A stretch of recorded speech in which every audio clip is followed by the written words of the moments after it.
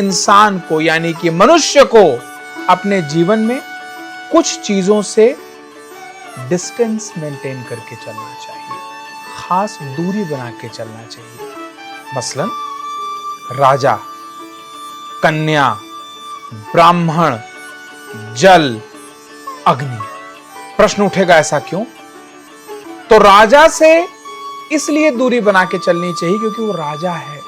आपकी कोई बात उसे अच्छी नहीं लगी, बुरी लगी, तो अगर वो आपको अगले क्षण किसी पद पे बैठा सकता है तो दूसरे क्षण आपका प्राण भी ले सकता है। समय बदल गया है। अब राजा को आप शासन माने, दूरी ज्यादा अच्छी है। बड़े बुजुर्ग कह के गए हैं कि कोर्ट कचहरी या पुलिस, नेता, इनसे दूरी ही भली। पहले तो ये राजा से दूरी भली। कन्या, कन्या उसका अपना एक स्वरूप है जिसकी अपनी खुद की एक मर्यादा है। उस मर्यादा का सम्मान करना चाहिए। हमारे यहां बड़े बुजुर्ग कहे हैं कि एक समय के बाद कन्या का स्पर्श एक मर्यादा में होना चाहिए। अब तो तरह तरह के कानून आ गए हैं। अब तो स्कूलों में भी गुड टच बैड टच सिखाया जाने लगा है। हमारे यहाँ ये शुरू दिन से बताया जाता है कि कन्या से एक निर्णायक दूरी आवश्यक है। फिर उसके बाद बात आती है ब्राह्मण की। ब्राह्मण जब मैं कहता हूं तो मेरा तात्पर्य किसी जाति विशेष से नहीं है। पांडे, मिश्रा, शुक्ला, तिवारी, चतुर्वेदी, द्विवेदी, बिल्कुल नहीं। ब्राह्मण का अर्थ है वो जो ब्रह्म में स्थिर हो, जिसका विचार हमेशा ब्रह्म में हो, जो उठते बैठते सोते जागते हमेशा ब्रह्म चिंतन करता हो, वो साक्षात जागृत पर ब्रह्म कहलाता है। और उसे ही ब्राह्मण वास्तव में एक उपाधि है। लोग कहते हैं हम ब्राह्मण हैं। नहीं, आप ब्राह्मण नहीं हैं, ब्राह्मण उपाधि है। अगर आप ब्राह्मण हैं तो आपको कहने की आवश्यकता ही नहीं कि आप ब्राह्मण हैं। और जो वास्तव में ब्राह्मण हैं वो मेरी इस बात से पूर्णतः 100% सहमत होंगे कि ब्राह्मण एक उपाधि है। तो जो वास्तव में ब्राह्मण हैं उनका भी सम्मान, उनकी भी मर्यादा है और उनसे एक निर्णायक दूरी आवश्यक है। क्यों?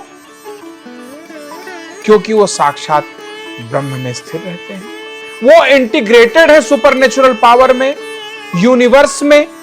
तो अगर कोई बात आपकी उनको अच्छी नहीं लगी और उन्होंने गलती से भी आपका कम अच्छा विचार कर लिया तो आपकी तो पूरी नैया गई डूब।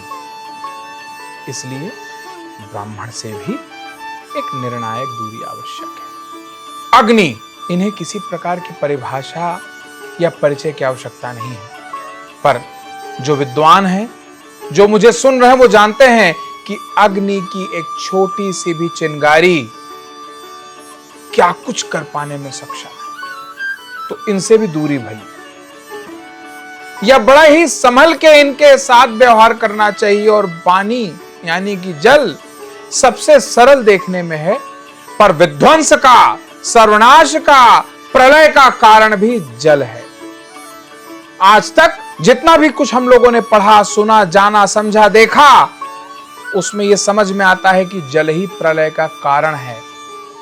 एक जल की ठसक यानी जो गले में या नाक में चली जाती है वो साक्षात परमात्मा से आमना सामना करा देती है। तो इसलिए जब जल के साथ व्यवहार करें तो बड़ी मर्यादा में करें।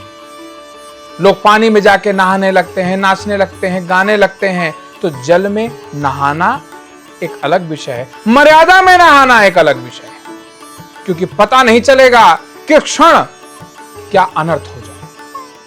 और इन मर्यादाओं का पालन करते रहिए और जय माता की बोलते रहिए। प्रेम से बोलिए जय माता की। मेरी माँ के बराबर कोई नहीं।